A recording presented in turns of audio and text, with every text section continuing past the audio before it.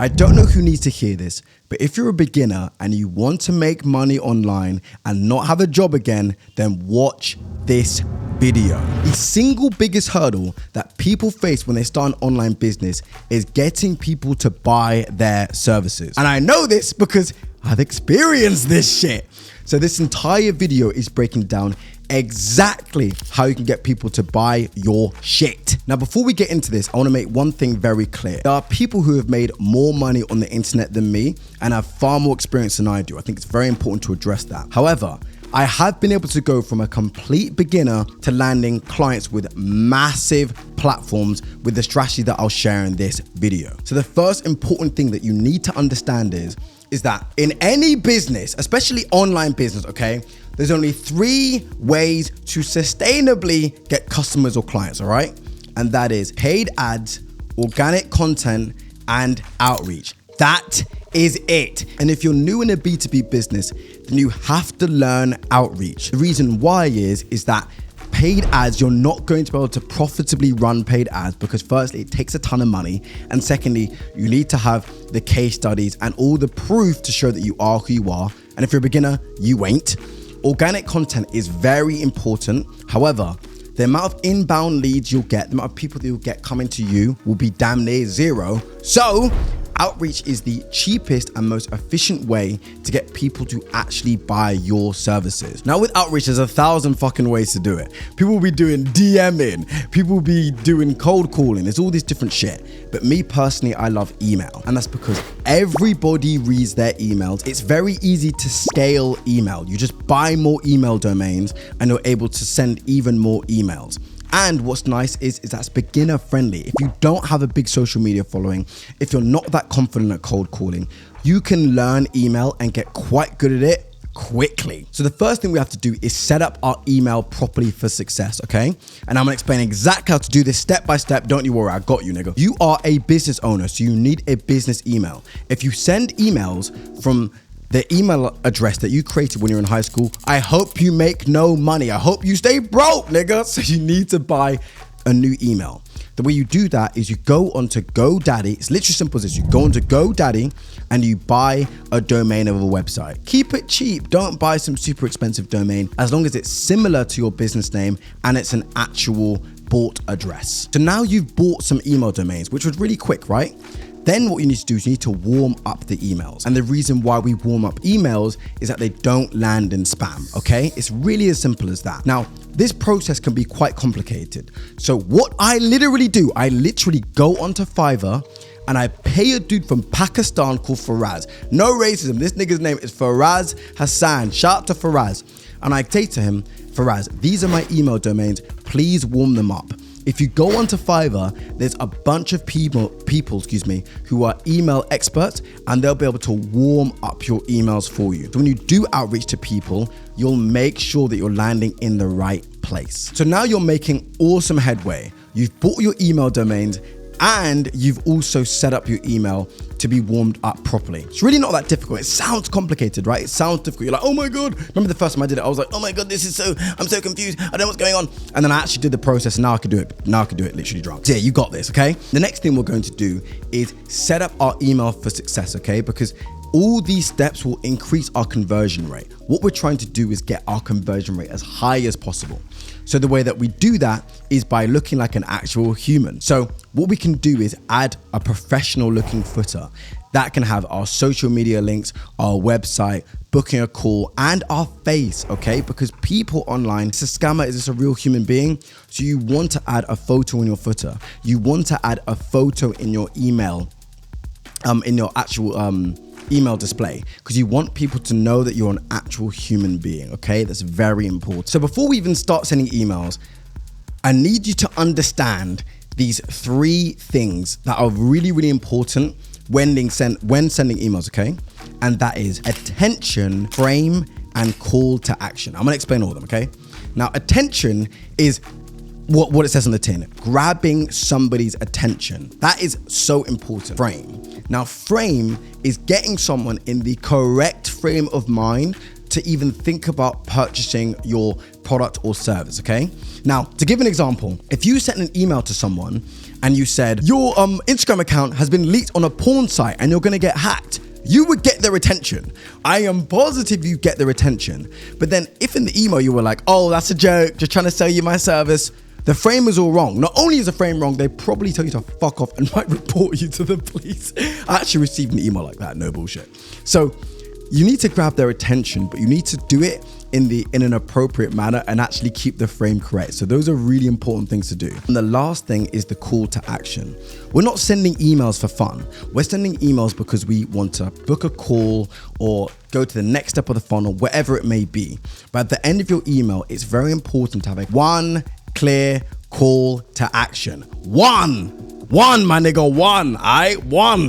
Okay, cool. So if we look at this email here, you'll see a couple of things. The first thing is that the email is extremely short. So for me, I actually tried to keep my emails below 50 words. People are busy and they're thinking, why the fuck is this person emailing me? So you want to keep things short and sweet in the first place, okay? The next thing to remember is keep the email about the customer or client. Keep it about them, how you are going to help them. Don't send an email saying, we've done this and we do this. Explain, this is how we think we could help you. This is something that we'd really like to do for you, because people only care about themselves, and rightly so. So in this email, you'll see I've said something to the effect of, we really wanted to impress you. So we went the extra mile, and created a personalized video for you. You'll see a lot of yous in there, you. Make it about them, okay? Give them some dopamine. Make them feel like you've taken the time and the effort, because that's really important. And at the bottom of the email, you'll see that there's a clear CTA. If you're not completely against learning more, just respond more info. The reason why I don't say, let's hop on a call, is because I've literally just emailed them for the first time. No one, unless I am Warren Buffett, is going to be trying to hop on a call with me immediately. With email, all I'm trying to do is start a conversation. It's the same thing as dating, bro. If you hop onto a dating app, all you're trying to do is just get a nice conversation going. Or if you see a beautiful girl on the street, you want to just strike up a conversation.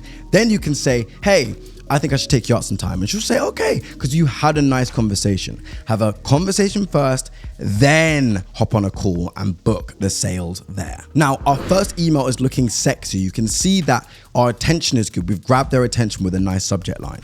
You can see the frame is correct. They know exactly how we want to help, and we've made it about them. And we've got a clear call to action that even my grandma can understand. So the email looks good, but a lot of the people they reach out to will not respond on the first email. And it's not because you're ugly in your photo. Maybe you are ugly, I don't fucking know. But it's not because you're ugly, but it's because people are busy, okay? So it's completely understandable, and you need to understand that 99.9999999% word to Hitler is, fucking hell, is in the follow-up. You need to follow up. If you don't follow up, you're just igniting money, okay? There's another very important principle I need you to understand, okay? And I personally use this to actually book sales calls and get really crazy responses from my emails, okay? And that is novelty and effort. Now, let's actually think about this, okay? If you are a business owner and you have 100 people sending you these annoying spammy messages of, oh, let me do this for you, no effort, you're gonna be fucking annoyed, okay? And you need to understand this from people's perspectives. So what people are always looking for is something new and a bit of effort. Effort is always sexy. I always go the extra mile to show that I've done the research and I actually understand you as a person, okay? And I really believe that putting the effort in and just making it a bit more personalized will give you outsized returns and really improve your conversion rate. Even some of the responses that I've got from people has been absolutely absurd. People have been like, oh my God, this is the best outreach I've ever seen. And that's not because I'm a genius, but it's because I just go that extra mile. You need to try and go that extra mile to separate yourself from everybody else. Once we've sent our first initial email, of course, we're now in the process of following up, which is another reason why sending emails is so brilliant, because it's far easier to follow up in email than it is on DMs, DMing someone 10 times and spamming them. And when you're following up, let me take a breath here. The key thing with follow-up is to send follow-ups that have actually gone through effort. Send effort in your follow-up. Put effort in your follow-up. If you don't put any effort in your follow-up, you'll feel shit because you'll feel like you're spamming them, and people will get annoyed, okay? The reason why you don't want to follow up is because you feel like a spammer. You feel like a scammer. You feel spammy. And the reason why is because your emails suck. Your grandma don't want to read your emails. Your girlfriend don't want to read your emails. So why would a random business owner want to read your emails, okay? So you've got to put the fucking effort in. Now, the way that I put effort in is by using humor. I always try and sprinkle in some humor and a bit of fun into my follow-up sequences. So although they might not be actually reading my initial email and watching my Loom video, when they do receive my email, they get a bit of a chuckle. Before I recorded your Loom video, I had a full head of hair and now I'm bald. Watch the video because I put that much effort into it. It's silly, it's tongue in cheek. It gets people going, what? Like it's novelty and effort. And what's beautiful about following up is that there's many angles you can take to follow up. So if you have case studies, you can send case studies. You could maybe show them what their potential revenue could be. There's all these things that you could do. But the key thing to remember is that in your follow-up, you need to make it about them, okay? How you can help them. You don't speak about yourself. You only speak about how it applies to them. How you go, oh, this would work really well for you. I've actually noticed this for you. This could be something really cool. We built this for you. We did this for you. You. It's about them, okay? They're like a demanding girlfriend, okay? They're a demanding girlfriend and you're the simp, all right? You're the simp. You gotta do what you gotta do. And the next thing is that you can go through this entire sequence, okay? You can have beautifully crafted emails, have a beautiful video, put so much effort in, pour your heart into it, okay? And you can get no responses at the end of the email sequence, okay? That is very, very common. And I need you to understand that this is okay, all right? It doesn't mean that your business sucks. It doesn't mean that your offer sucks. It doesn't mean that you suck. Sometimes people just don't respond, okay? I like to use a comparison of dating apps because there's such parallels between the two. If you're on Hinge, all right? And let's assume you're not a fucking ugly person, and you're messaging women and some are responding, some are not. It's okay. Some of them are not going to respond, but some of them are going to be super excited to go on a date with you. Some of your prospects you reach out to are going to say, let's hop on a call. Others are going to tell you to eat a dick. And that, again, is okay. And if you want to make sure that people buy your shit when you get them on a sales call, I highly recommend watching this video because it breaks down how you can get people to buy every time.